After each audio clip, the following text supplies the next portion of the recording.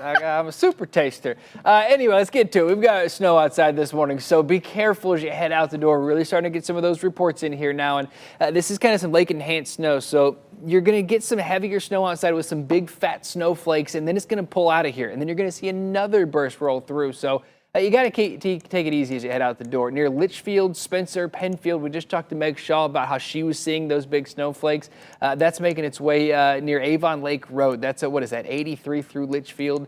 And that goes all the way back through Lafayette, by Medina, Wadsworth, Westfield Center, Seville. You're next with this heavier snow, so visibility is going to drop a bit also. And it's not just the west side. I've got some snow on the Northfield side, Boston side, Peninsula, Twinsburg, Hudson.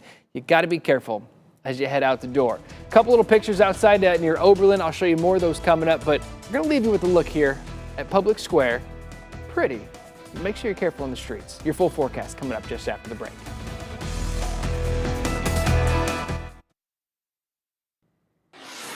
Today, we'll get an update from doctors at a hospital in Detroit who performed what could be the first double lung transplant on a man whose lungs were damaged from vaping.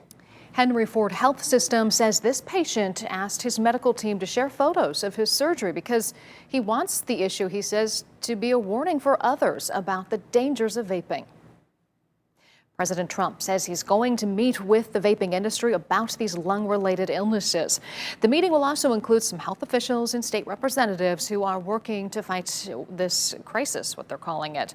We're still waiting for the administration to release any new rules that could include a higher age minimum on vaping products. Not even snow could keep these soccer players off the field in Missouri. These photos are from a women's college semifinal game.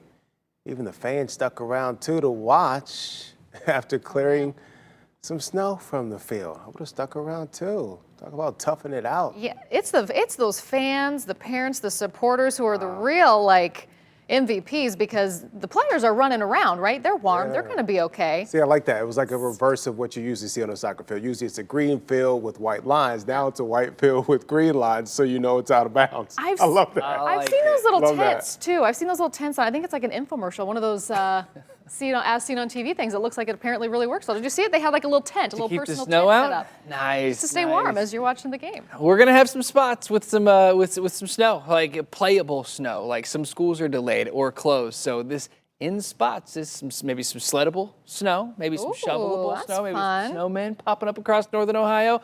If you want to play some soccer, go play some soccer. Just make sure you're staying warm. I want to show you what it looks like in Medina outside right now. This is from Leslie Burns. She just tweeted it to me. It looks like a good solid 4, maybe more inches on that table there. So, yeah. We've got some snow outside this morning, and it's still coming down. Let's get straight to it. I'll show you what we have going on. The widespread snow, yeah, it's a concern. Make sure you're sending your photos to at Trenton Weather. That's what Leslie just did. That's what Patrick was doing earlier this morning. That's what everybody's doing. Make sure you send us those reports, and we can spread the word and share that information. I've got lake effect snow setting up. It's already starting to set up this morning. It'll intensify. So another, where squalls persist, 4, 5, maybe 6 more inches of snow possible. Let's get to it. Show you what we have going on outside. Right now, it's more like widespread stuff shutting down and localized heavy snow setting up. We've still got a pretty wide swath. Winds are still not strong enough to really focus that heavy snow. So it's kind of a wider little swath of some lake effect snow right now. Winds are going to pick up.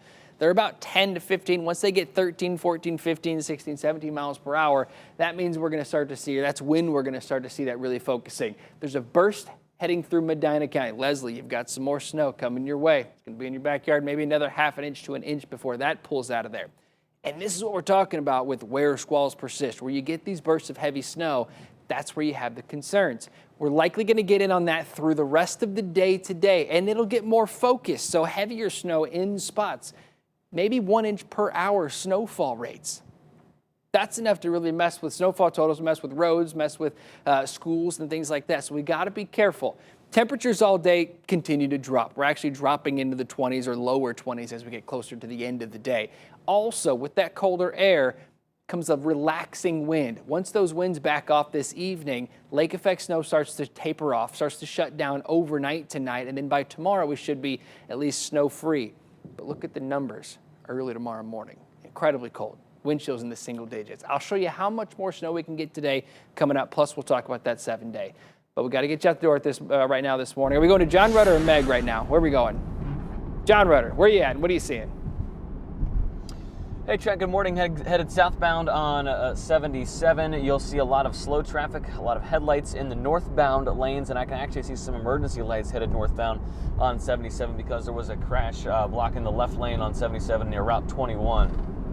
So more problems for drivers headed northbound on 77. Going to also play you back a quick clip of video that we shot on 77 southbound because we told you about more spinouts, more problems out there for drivers. You can see another spinout on 77. This one is in the southbound lanes that was blocking the left 2 lanes on 77 southbound. So you can see one car. Police were setting out the flares there because of that car that spun out on 77 southbound. So very slippery driving conditions out there. Multiple crashes for drivers this morning. If we go to our maps, I can talk about accidents on 480 eastbound that's blocking the ramp to the Jennings Freeway. Multiple problems out there. I'm trying to tweet these out as I get them.